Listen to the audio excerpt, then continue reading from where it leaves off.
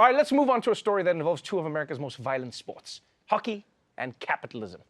Everyone knows that teachers in America are underpaid. But what's really crazy is that teachers often have to spend their own money to buy supplies for their classrooms, which is insane. I mean, every time you hear this in America, you realize how insane this is, because no other job makes you do this. No one at McDonald's is ever like, oh, they won't fix the ice cream machine. I guess I'll have to bring my own ice cream from home. And if it's not depressing enough that teachers buy supplies for their students, one hockey team in South Dakota, well, they found a way to make it even worse. Time now for stories everyone's talking about this morning. We start in South Dakota. This blew up social media yesterday. I couldn't believe it. Yeah. People were angry. Yeah, and here's the video we're going to show to you. A hockey team's event drawing some serious criticism. Take a look. All right, so here's what's going on. The Sioux Falls Stampede hockey team held a Dash for Cash competition Saturday. So these are 10 teachers crawling around on the ice, grabbing as much money as they can to buy classroom supplies. However, many found this wrong to have teachers fight for money.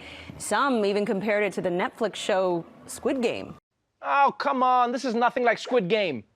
I mean, for starters, you don't need subtitles to realize how sad this is. And at least if you win Squid Game, you get to keep the money. These poor teachers are debasing themselves to pay for textbooks that don't even teach slavery. Like, this is the most depressing thing I've ever seen at a sporting event, aside from any game where the Jets are playing. Like, I get that they were trying to help out the local teachers who need money for their classrooms, but you realize they could have just given them the money, yeah? You didn't have to turn their need into our entertainment. Like, can you imagine if lifeguards made you do like the Dougie before they saved you, huh? Now you're there drowning and you're like, I mean, would that be funny? Yes, but it's not appropriate.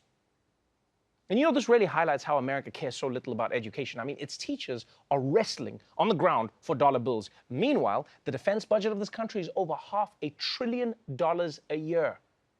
And I'm not saying that defense contractors can't have that money, but they should at least have to wrestle around in jello for it. And naked. I want to see butts. It's a crazy story, dude. Right? It's very crazy. It's like, why would you give teachers money for supplies at the end of the year? What? It's too late. Them kids already flunked, man. They needed them supplies back in August. Why are you getting supplies to help kids? You ain't made an F. You can't bounce back from a December F. I don't know if you ever had a December F, but it's a wrap. Ain't nothing else you can do to save that kid. You just got to tell them, see you next year. You can stay in the class for the rest of the year so you can be familiar with this shit next year.